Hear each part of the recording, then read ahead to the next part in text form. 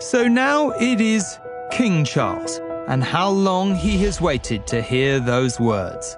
Someday soon, as the crown is placed upon his head, he will become one of the anointed few. What kind of king, then, will he be? He's been called sensitive and selfish, intelligent and passionate, dithering and difficult. There are many different views of the man and his mission. So how will he manage his task? This is the story of the man we think we know, and his moment, and what it will mean for him and for us, now that he is at last King Charles III.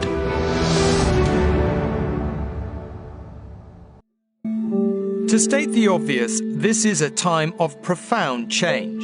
We have lost a much-loved queen and gained a brand new king at a time of considerable political tumult both at home and abroad. For most of us, the Queen was all we had ever known as head of state. Up there on that balcony, on the stamps, the steady, unflinching, unchanging backdrop to our lives.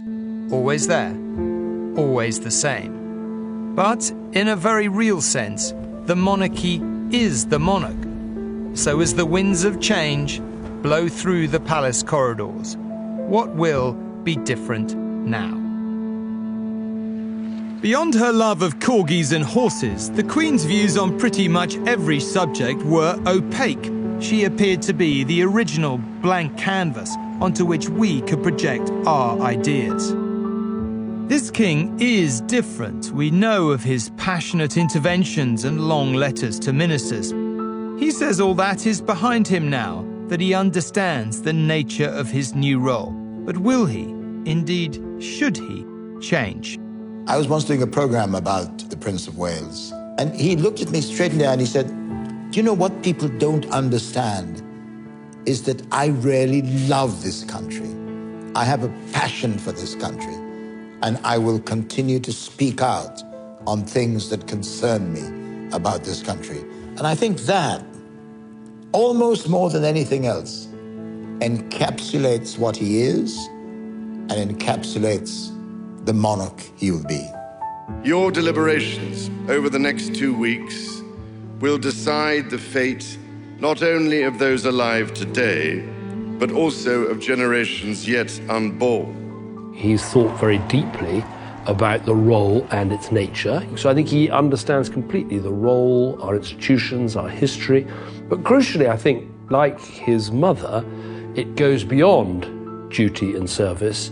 It's also about an understanding of the British people. And that's very important to getting the role and the monarchy and its evolution right. Of course, this is not 1952. He can't, wouldn't, and possibly shouldn't try to emulate his mother.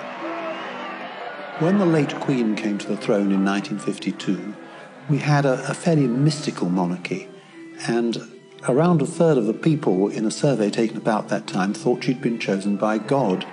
Of course, religious belief was much stronger in the 1950s than it is now. People don't think in that way now. They ask about every institution, not has it existed for a long time, but what use does it do? And I think the new king has understood that point. Some changes he is said to have had in mind for a long time, and they may come through swiftly. Charles will scale down the monarchy quite dramatically. A lot of the minor royals, I think, will fade away. It'll be quite a tight-knit group. He will scale down the number of houses they have. I think we will get a leaner, meaner monarchy. At the start of this story, it is perhaps fair to say one thing. It's always been hard to find anyone to say anything negative about the Queen. But King Charles divides opinion rather more, for good and for ill. He is an honourable man who has done his level best in every walk of life. He's one of the best prepared, best informed kings that has come to our throne for a very long time, if not ever. My wife always used to say that if she was going to one of those state events, please let me sit next to Prince Charles. He's the most charming, most talkative, most intelligent. person that she'd ever sat next to. I don't think there's any doubt he's extremely egotistical, but he's had an awful lot of flattery telling him that he is the most important human being in the universe, practically. So, he is concerned and caring, but is said to be rather self-centered. Not perfect then, but who amongst us is? It is a harsh light we shine on those who wear the crown. If this is the man, or something like it, how did he get here? Here is the first picture of His Royal Highness Prince Charles of Edinburgh, second in the line of succession, just 4 weeks old.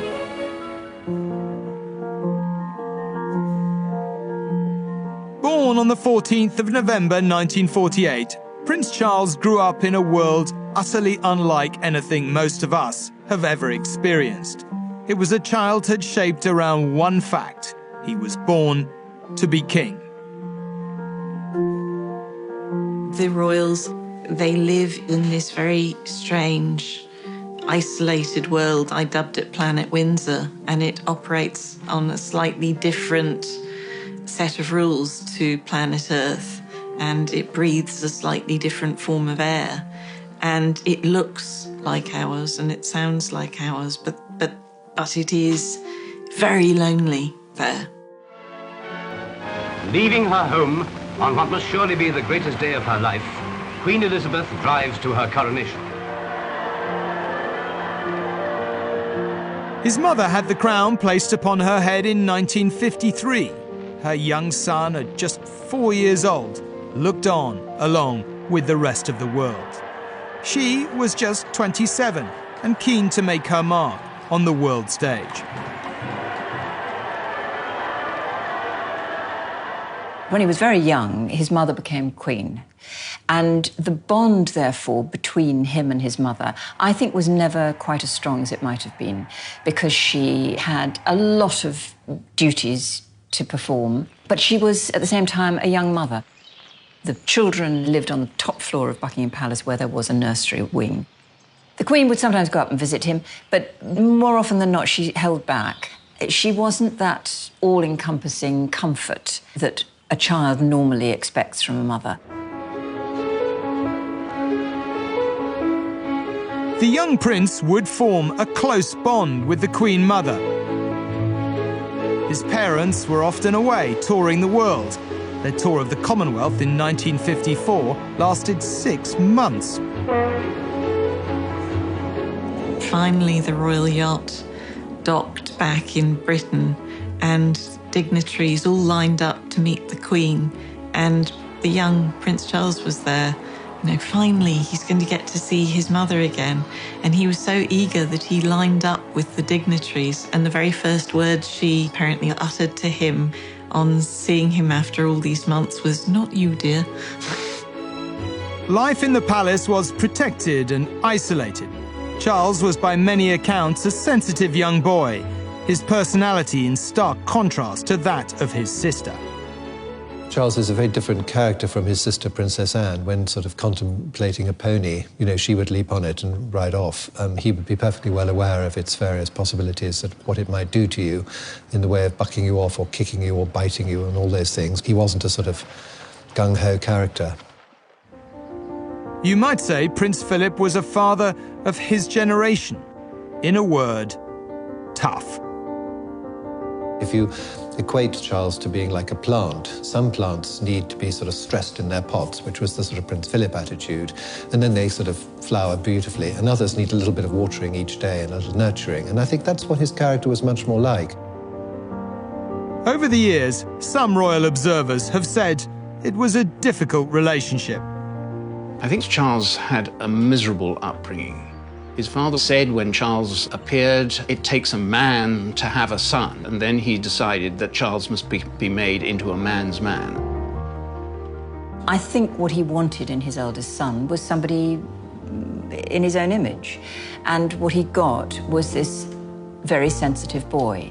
He never made Charles feel good about himself. He cut the ground from under him time and time again. But Charles has this absolute adoration of his father, and throughout his childhood and his adulthood, Even into his 60s, he was still trying to please his father and to get his father's approval and admiration. And it was something that was very hard to get. Philip's robust approach to Charles would extend to his education and a school that would be pivotal in defining the new king's character. Just off the Moray coastline in Scotland lies Gordonston, an outward-bound school which over the years has been temporary home to other lords and royals from around Europe, including Prince Philip. Charles was 13 when he arrived. If it doesn't necessarily look like much fun, for him at least, it wasn't. The day started always with a little bit of a shock in that no matter what the weather, we would have to get up, put on a pair of shorts, no shirt, and we would go for what they called a morning run. Didn't matter whether it was snowing, raining, or anything else, you would run, and then you would come back, and you had to have a cold shower, which lasted a microsecond. But we did that every day. John Stonborough and Somerset Waters were Gordonston contemporaries of Charles in the 1960s. They now spend much of their time here in the US. Their time at Gordonston with Charles might belong to a different age, but it left a lasting impression. One of the mistakes that was made when Charles arrived at Gordonston was that we were all told, everybody said, he's just to be treated like everybody else. But he wasn't everybody else, was he? He was going to be King of England. And he had a private detective. We didn't have private detectives. And when he came, they strengthened all the rules, and it became a stricter school. And I think that some people took it out on him. I actually witnessed one straight sort of attack on Prince Charles during a rugby game when he was in the scrum, and one guy pulled his ear, and another guy punched him right in the scrum. And there was a little bit of pride, you know, that somehow that these people had managed to clock the future King of England.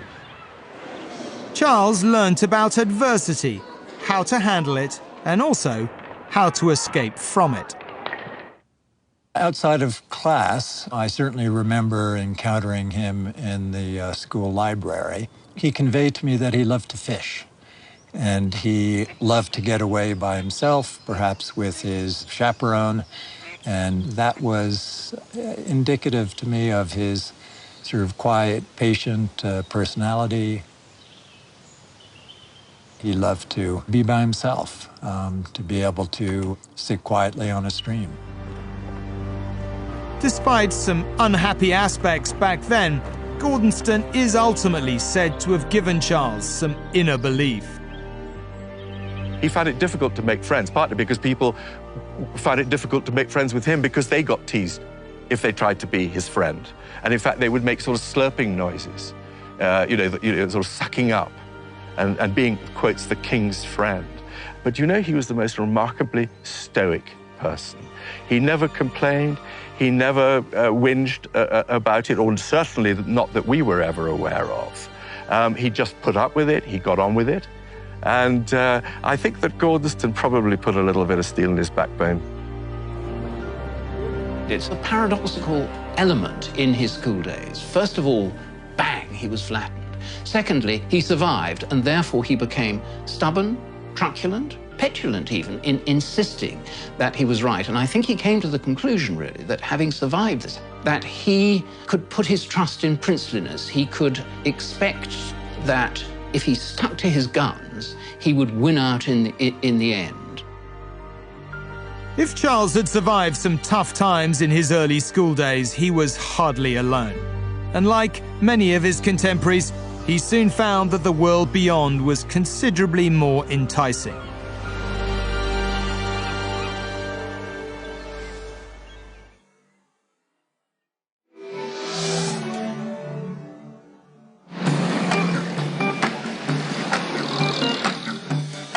It was 1966. England won the World Cup, there was a general election, and the 60s were really starting to swing. Whatever the potential appeal of all that, Charles was 10,000 miles away, in the quiet of the Australian outback. He would spend 2 terms at Timbertop, the wilderness branch of Geelong Grammar School in Melbourne. It was a chance for him to step away from the structure and the bureaucracy, if you like, which was a necessary aspect of the UK system, to somewhere where he could exercise some independence away from the public gaze. One has to realise that he was 16 and a half at that stage, and it was a brave new world for him. Stuart McGregor was a fellow student, tasked with settling in the future king and helping him to feel at ease in the spotlight.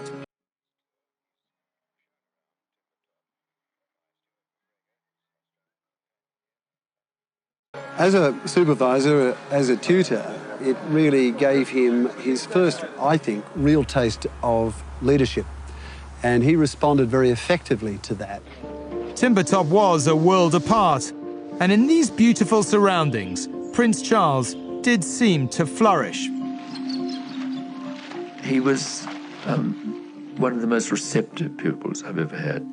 He was already an historian at heart. He was writing historical essays about the 16th and 17th century monarchs in particular, William the Silent, Louis XIV, and so on, whom I think he understood in a unique way in my experience, because he was seeing them from within. He knew something of the lot of a ruler. Michael Collins Peirce was Charles's history tutor and mentor in 1966. He encouraged the young prince to learn lessons from past kings and queens, and was key, many think, to instilling more confidence in Charles. Prince Charles was a different kind of being, sensitive and with a wonderful balance, I think, of masculine and feminine qualities in his character. Timbertop played an important part in the evolution of somebody who could not only satisfy his father, but also deal with all kinds of people, which is an ideal, of course, for a monarch in waiting. Sensitive, intelligent. The difference we made probably was to give him more confidence at a crucial time, so that when I saw him again, I sensed that the confidence was there. In Australia, Charles was on public display without his parents by his side for the first time. It was a raw and unedited lesson in what the royal family meant to people living in countries across the world.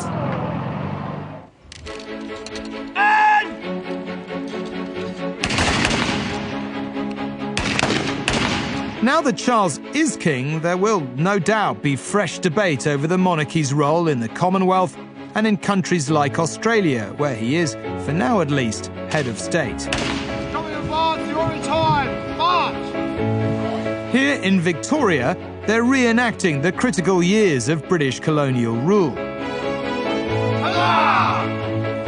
In a referendum in 1999, Australians voted to keep the monarchy, but it was close. Almost 55% in favour. All these years later, opinions remain fairly mixed. I think Australians need to get smart, and I think they need to give up debate on becoming a republic, because at the end of the day, our very political essence, our constitution, is all based on the British Westminster system. And if it ain't broke, don't fix it. I think in the next 12 months, you'll see things start to progressively push towards working away from the monarchy and taking them off as our head of state and having our own head of state.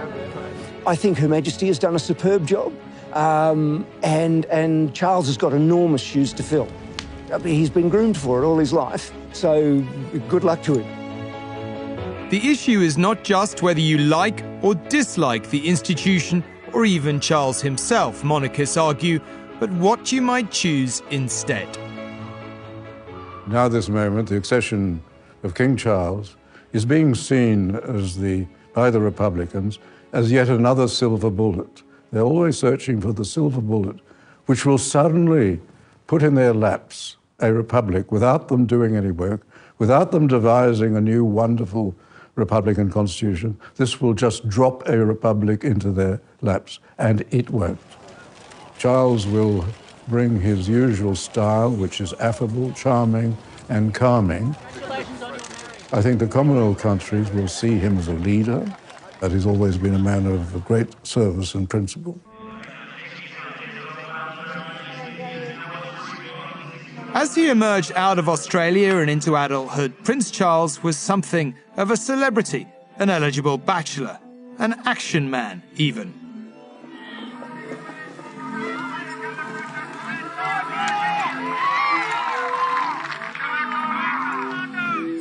Charles was he was a great outdoors man. He's very hardy and he's tough physically and very resilient.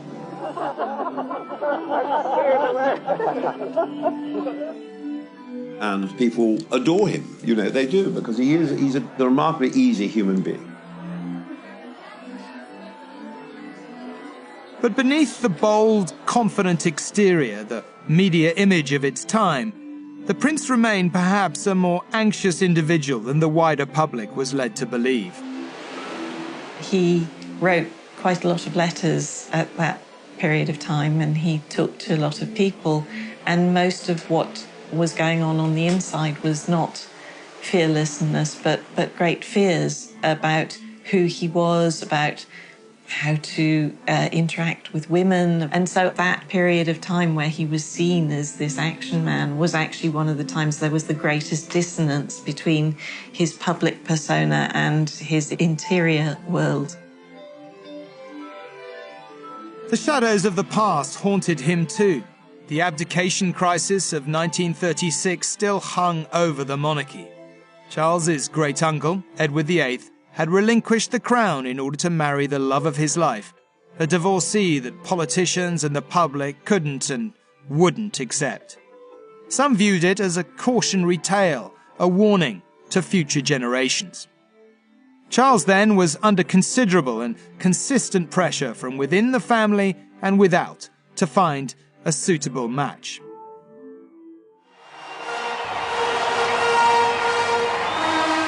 It was to lead him into a terrible miscalculation. And forsaking all other, keep thee only unto her, so long as ye both shall live. I will.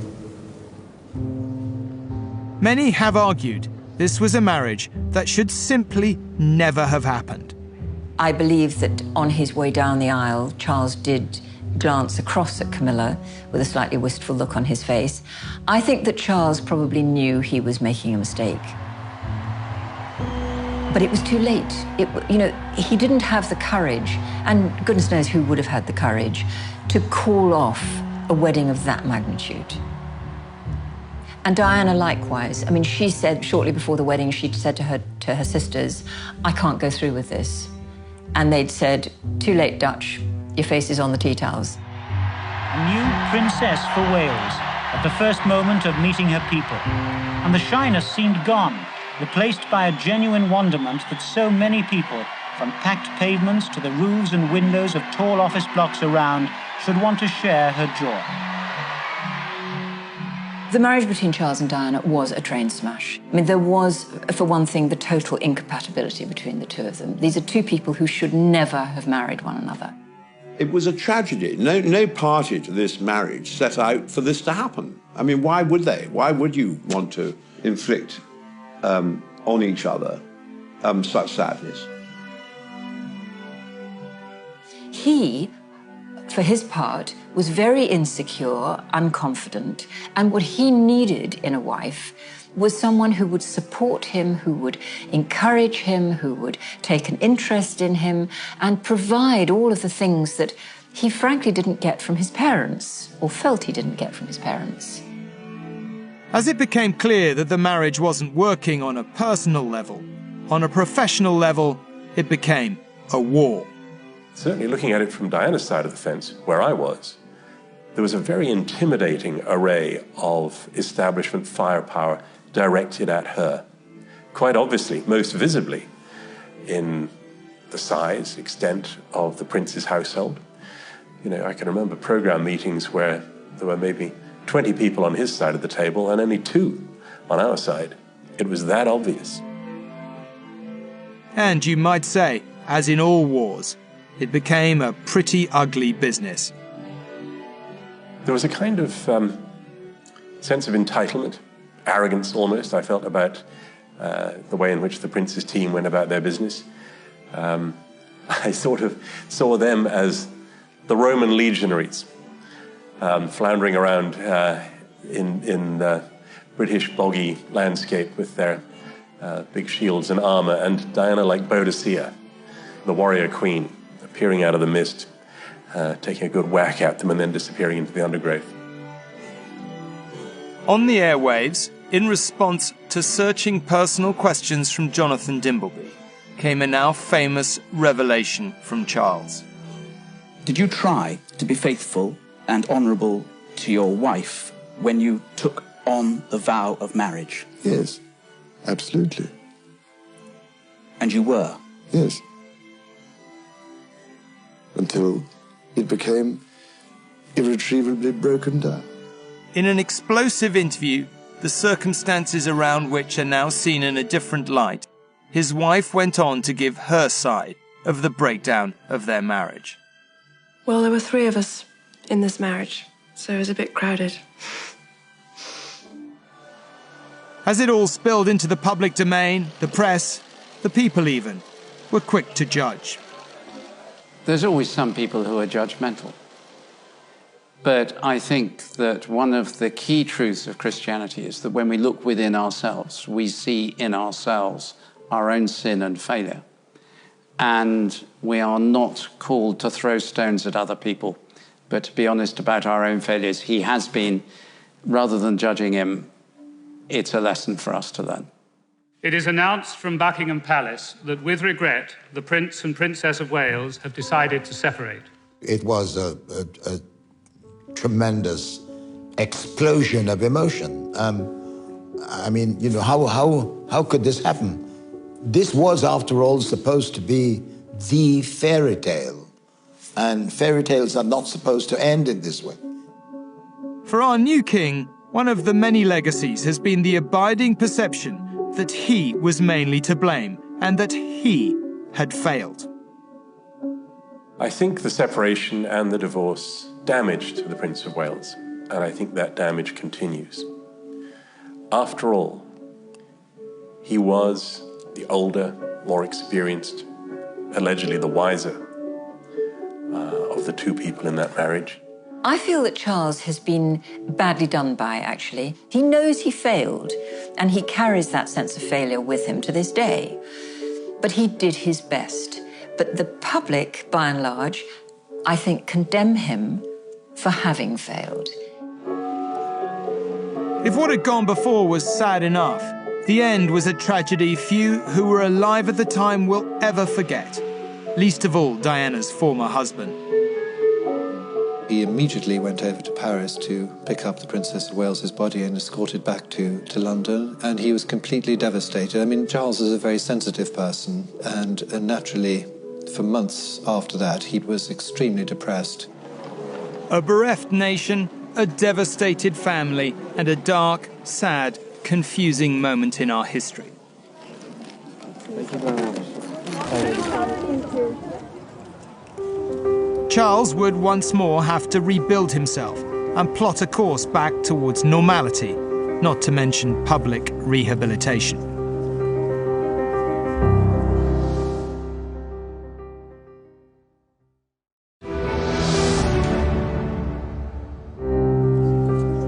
The recovery from Diana's death and how King Charles achieved it owed a great deal to the woman who had always been there, for good or ill, and one might say, for better, for worse. Camilla stuck with the prince, and I think she is responsible single-handedly for the transformation that came over the Prince of Wales. When Diana died, he was in the most terrible place, emotionally, mentally, and she has picked him up. She has turned him round and will make him a better king than he would otherwise have been.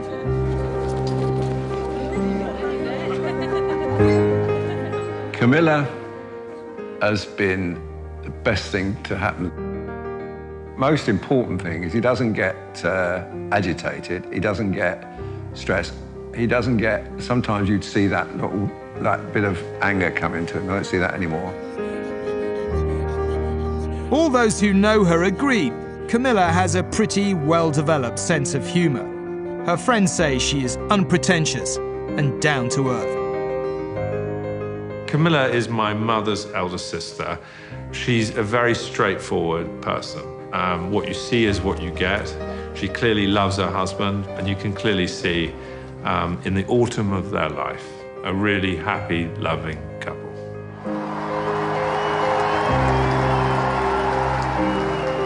He married my aunt. It was, to be honest, quite a strange day. I think that Camilla clearly was quite nervous, and our job as the kind of family, extended family, is just to try and be positive and help. But I would have thought it was quite an intimidating moment for them. But not everyone finds it so easy to forgive and forget.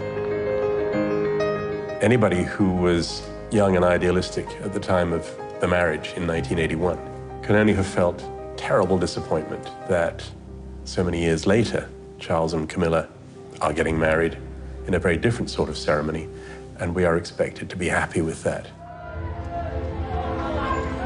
Perhaps it depends then on how much we want the sins of the past to determine our vision of the future.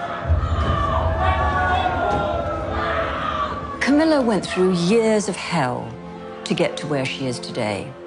The public has, generally speaking, been very against her. Some still hate her to this day and will not accept that she was not responsible for the breakdown of Charles's marriage to Diana. She has spoken candidly about the vilification that she went through. She felt stigmatized, she felt attacked from all quarters. I think she has said to me that she wouldn't wish such a difficult time on anyone. We used to get the most foul letters, which were of such a nature that we had to inform the police. There is the belief in fresh starts, in the ability to begin again. How can we deny to him what is taken for granted in our society? Fresh start or not, there is little doubt Charles has paid a heavy price for the breakdown of his marriage. And it is hard to avoid the conclusion that a part of that is in his relationships with his sons. It is difficult for outsiders to get a real handle on the truth. It was always complicated, though few then could have predicted the discord of recent years. Charles has always had quite a difficult relationship with his sons. He was a good father in as much as he helped them over the death of their mother. Oh, yes, so nice. But inevitably, his marriage to Camilla has been difficult for them because they knew what their mother thought of Camilla. I think he wasn't as hands-on as he might have been. He's always been driven by his sense of duty and his need to work. But as Archbishop Welby says, the chance of a fresh start is a critical aspect of Christianity, even, you might say, of humanity. So this is perhaps a good moment to consider the fact that the new king is now the head of the Church of England, which still retains a central role in the life of the state. His mother's Christian faith was profound and deeply felt. So what about her son? Every indication is that for him, his personal faith is something of immense importance. He is someone who has a deep appreciation of the mystical, of the inner life. In a way that's very challenging, his commitment to retreats for prayer, which he does from time to time, just to reflect, to be with God, to be quiet. One of the things that he does in his leisure is to sit and pore over religious texts in these little follies that he dots about his properties. He likes to be on his own. He likes to be secluded like a monk, reading religious texts. As king, Charles will be defender of the faith when he's crowned. But he has made clear over the years that he sees the role as stretching beyond the realms of one religion. Jonathan Dimbleby's 1994 interview shone a light on the depth of the prince's strength of feeling. I personally, you see, would much rather see it as defender of faith, not the faith, because it means just one particular interpretation of the faith, which I think is sometimes something that causes a great deal of problem. It has done for hundreds of years. People have fought each other to the death over these things. To many British Muslim scholars, Charles has been one of the most imaginative and far-sighted figures in the Western world. One, indeed, who has stuck his neck out to defend Islam against ignorance and discrimination. A speech in 1993 entitled Islam and the West was, say many, years before its time, and it would reverberate across the Islamic world. The links between these two worlds matter more today than ever before, because the degree of misunderstanding between the Islamic and Western worlds remains dangerously high. Before he delivered the lecture, I must say I had no idea of what tremendous impact it was going to have. Farhan Nizami is director of the Oxford Centre for Islamic Studies, of which Charles has been a patron for decades. He was there for that iconic speech. The very fact that a person in his position was prepared to stand up, to say those things, and to express it in such a genuine fashion, I think that is what made the difference. We had Nelson Mandela come and speak at the center. We have had senior world figures. But in terms of its shelf life, I think the Prince of Wales's lecture is in a league of its own. Our judgment of Islam has been grossly distorted by taking the extremes to be the norm. That, ladies and gentlemen, is a serious mistake. It went on to alert us to the prejudices and stereotypes that are taking over now, and that we cannot allow our mutual ignorances and differences to lose sight of the commonality between these two worlds. Prescient, forward-thinking, ahead of his time, our new king has been praised in some quarters and mocked in others. Throughout his life, though, he has been keen to let the world know his views. Take this on the proposed extension of the National Gallery in 1984. But what is proposed seems to me like a monstrous carbuncle on the face of a much-loved and elegant friend. Charles has firm beliefs about where our society should be heading, how we should live, and how we should interact with our environment. He even wrote books and presented a documentary on the way society should look. When did we lose our sense of vision? How could those in control become so out of step with so many Londoners who felt powerless to resist the destruction of their city?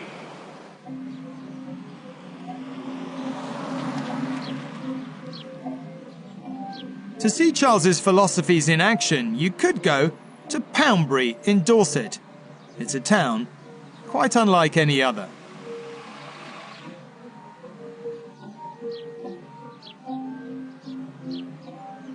Poundbury is known to the locals as Charleville, and it's been described as the Parthenon meets Brookside. It's a strange hybrid of a village. It's a model village. It's a sort of pastiche of 18th century buildings. And actually, it's not too bad as far as the locals are concerned. Sum up Poundbury, well, that's not easy, really. People either love it or hate it. It's one of those places where I first saw it, I didn't like it. Everybody wants to live here. Like, it's like a little attraction, and like it's really nice. It's such a nice development. Like, it's one of a kind. This looks a little bit like Las Vegas, doesn't it, or Disneyland? Leon Krier is the Luxembourg architect who made Charles's vision of society a reality. He started designing this experimental town in 1988. Prince Charles was involved from day one and very energetically, because I was alone against a very large team of people who didn't want to do it.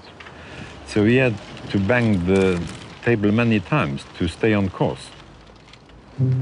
Despite some objections, Poundbury has flourished. It's more than tripled its population size over the last 15 years. One of the things that Charles obviously hated was the idea of soulless dormitory housing camps, basically. And the idea behind Poundbury was that you would seek to involve the community in ways of creating places of work as well as places to live, different kinds of housing, different ways of thinking about the community, different opportunities to rethink all of that connectedness between people in the same physical space. Some supporters even think Poundbury is one of King Charles's greatest triumphs. So what did his parents make of it when they came to visit? I watched closely to see whether his parents might privately or publicly show some endorsement. I would have expected her to say something about how proud she was of her son having built this whole place. But she didn't. She just declared it open. If some of his pet projects haven't been to everyone's taste, there are many more. You'll have heard of Highgrove, of course, the new king's Gloucestershire estate, where he indulges his passion for gardening. And Home Farm next door, where he ran his organic food business. But perhaps less well known, and one that seems to encapsulate almost everything the new king believes in, is Dumfries House. This 18th century Palladian home in Scotland, with its priceless Chippendale furniture, was set to be sold in 2007, a national gem gone forever, some might say, until Charles stepped in.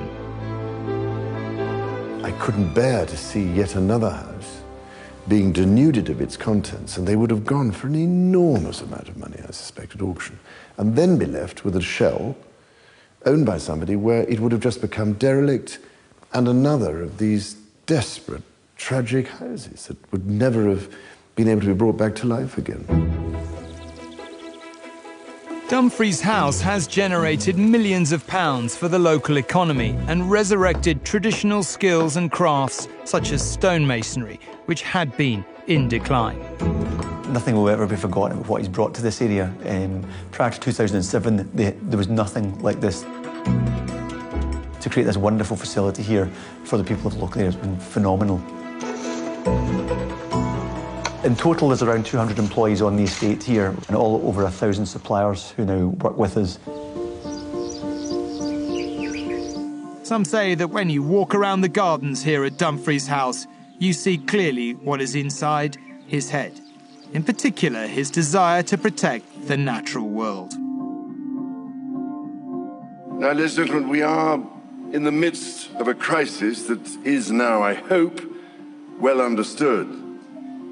Global warming, climate change, and the devastating loss of biodiversity are the greatest threats humanity has ever faced. When he started talking about things like climate change, people would say, you're scaremongering. Started talking about organic farming, they'd say, niche, not relevant. Started talking about the ways in which we needed to protect critical biomes, whether they're marine or land biomes, people would say, oh, what are you on about now? And he developed some pretty thick skin at that time. For his friends and supporters, the new king has always been a deep thinker who has managed, over and over again, to be ahead of his time.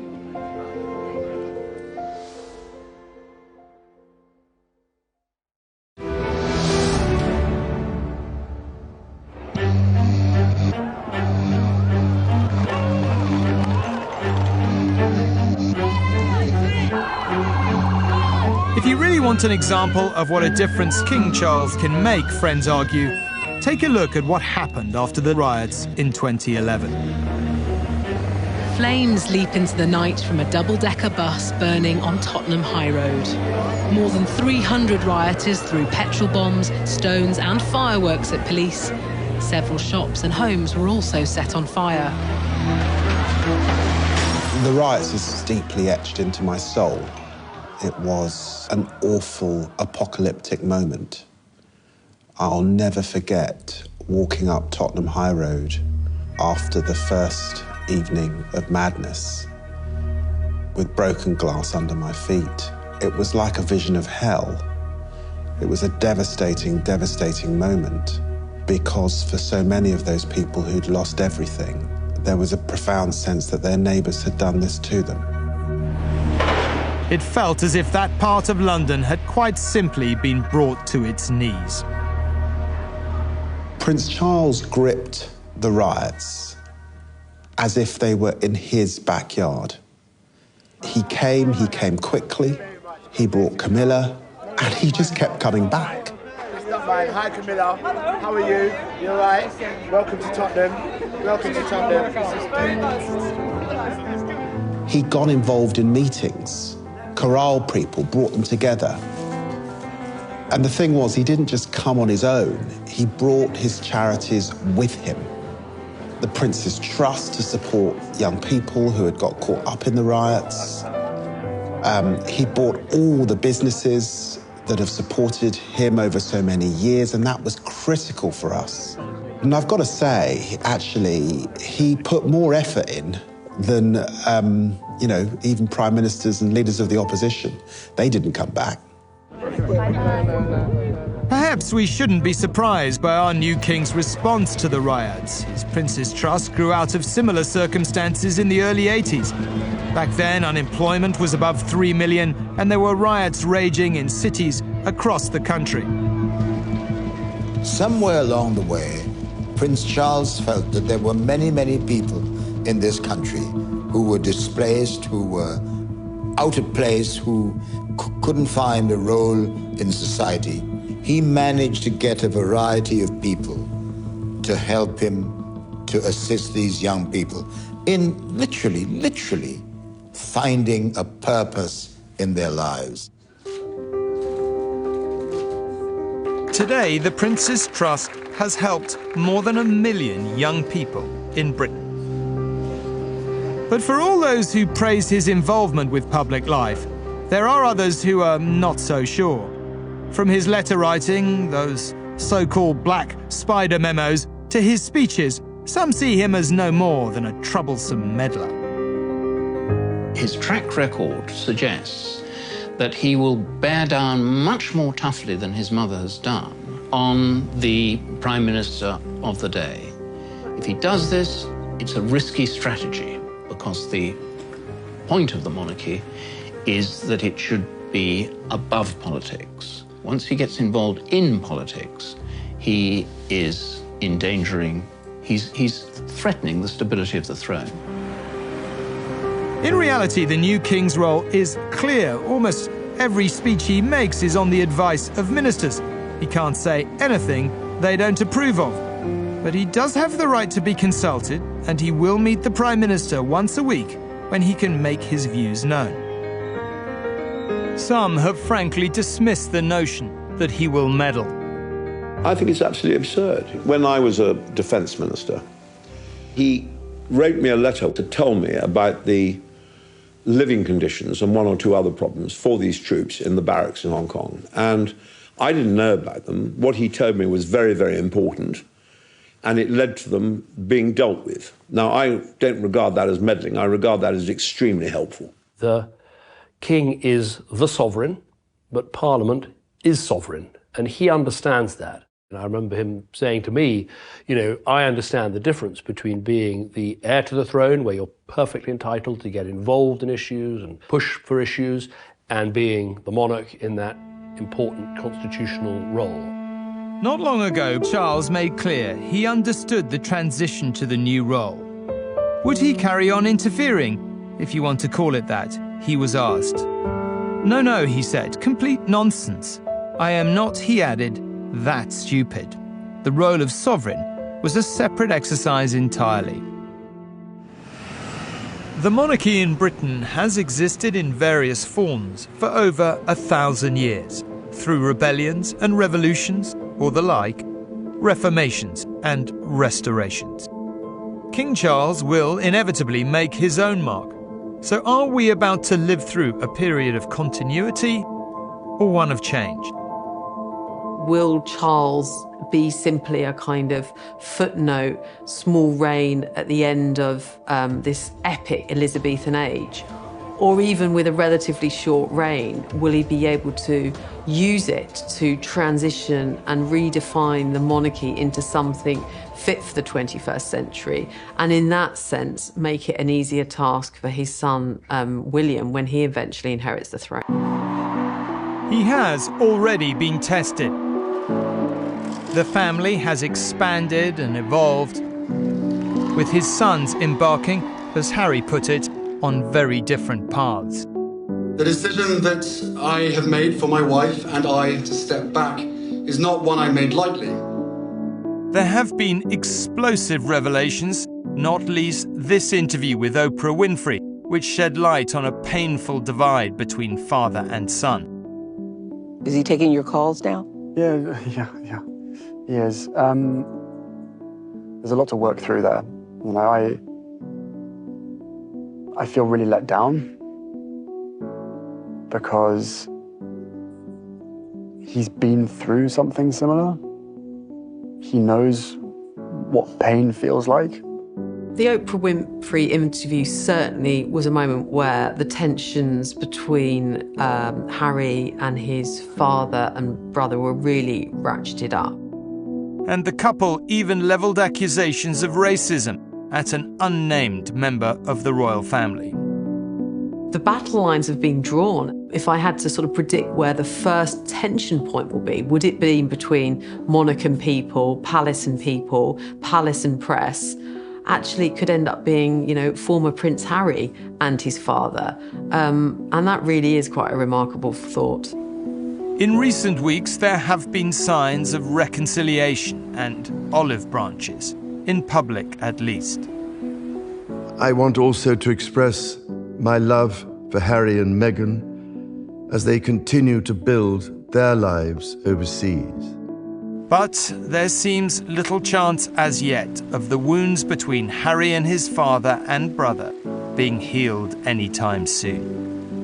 And in this conflict lies one of the monarchy's perennial issues. How does the heir manage the spare in a hierarchical, rules-based system where money and power is determined by birth, and where marriage can create a new and different dynamic? Could Charles fashion a different model, if not for his sons, perhaps for the next generation? King Charles's brother Andrew poses a very different test, enveloped in a scandal of his own making that, despite his role in the Queen's funeral, has seemingly condemned him to the periphery of the monarchy. There is one other thing that does worry some observers: Charles's management style. The Queen's Court was a very straightforward place. Some find his a bit, well, medieval in style. He's never known what it is to be managed, and he doesn't really know how to manage. And so he thinks that the way to get the best out of his aides and the people who work in his charities is to get them competing. And I met people who would tell me some fairly hair-raising stories about that. And one of these people compared it to Wolf Hall. More recently, his judgment has been brought into sharp focus. Questions, for example, over donations to his charities. One of the curious contradictions at the heart of monarchy, they don't have endless amounts of cash to spend on the causes or pet projects close to their heart. People flying in from around the world are desperate to get up close to Britain's future king, and that inevitably carried with it a significant degree of risk. There have been some very uncomfortable newspaper headlines about, you know, cash in suitcases, poor choice of advisors, which, you know, have made uncomfortable reading. Is there something to be fearful of with perhaps the access and the deals that have been done and his judgment? The question is it ideal for the words cash in bags to appear in the same sentence as Prince, now King Charles? Clearly the answer is no. Clarence House has always been adamant that these were decisions ultimately which lay in the hands of his charities. Charles, nevertheless, has always stated that his activities, especially in terms of fundraising, are likely to stop when he becomes king. As far as the future of the monarchy is concerned, it is almost certainly what we feel and not what we think that will count. The system might or might not make sense on paper, but it is what we know, what we are used to. So will it prosper under our new king? The British, I think, are a very profoundly monarchical people because, of course, the alternative to the monarchy is having a politician. And I'm reminded of a comment John Major once made that if the answer's another politician, you're asking the wrong question. The honeymoon period of the new reign will be filled with people wishing him well, as I think he will be incredibly moved by what happens. And I think you'll see that. You know, he's a person who wears his emotions very openly. What is not in doubt is that the first few months and years are critical. The minute he becomes a little bit popular, there will then be some terrible thing to try and cut him down. You know, that's the way it works in this country. And the thing about the monarchy is that it is above all that. So, of course I worry about it, because I want it all to be a great, great success, and I'm sure it will be. But it's going to be a difficult time, of course. It is an era of transition that has happened very, very rarely. It hasn't happened at all in my lifetime. I think the future of the monarchy will be very safe under Charles. He cares passionately about this institution. And he has worked his entire life to this point, preparing for this moment. Charles the man, somebody with a clear sense of entitlement, but also of duty, of destiny, and under no illusions about the weight of the burden that he inherits.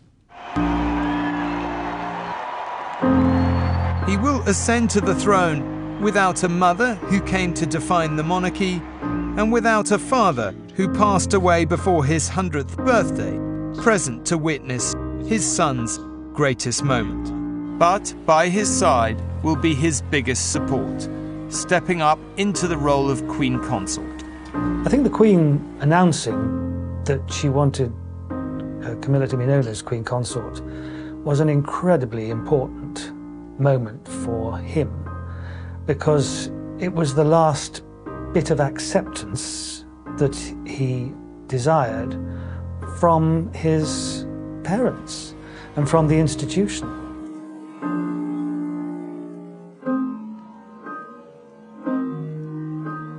So the countdown to his coronation, his moment of destiny, has begun. And on that day itself, when it dawns, the world will be watching. To crown a king, to crown a monarch, is something that no archbishop's done for a very, very long time indeed. It feels an immense responsibility for the coronation to be something in which the whole country is swept up in celebration. He's terribly aware of what goes on. He'd want to continue to be aware, and that's the kind of king he's going to be. King Charles, the man I know, is a humble, kind, opinionated, caring man. He is a great role model for many people and has been a great role model for me personally. And I'm proud he's our king, and I'm proud to know him. God, I hope I can cover the coronation. I really would love to do that. Even if I have to do it in a wheelchair, I'm going to try and do it. Because, you know, I'll just be so proud when I see him put the crown on his head. I think that'd be a proud moment for him and me. It is hard to imagine what a life so constrained by destiny is like. So full of privilege, so devoid of choice. But in a way that only a few of the rest of us ever manage, he can make his mark on history now. He walks in the footsteps of the vain and the venal, but of the great and the good too. This is his chance. And like it or not, love him or not, the king he is and the king he will be is something that cannot fail to have an impact on every single one of us.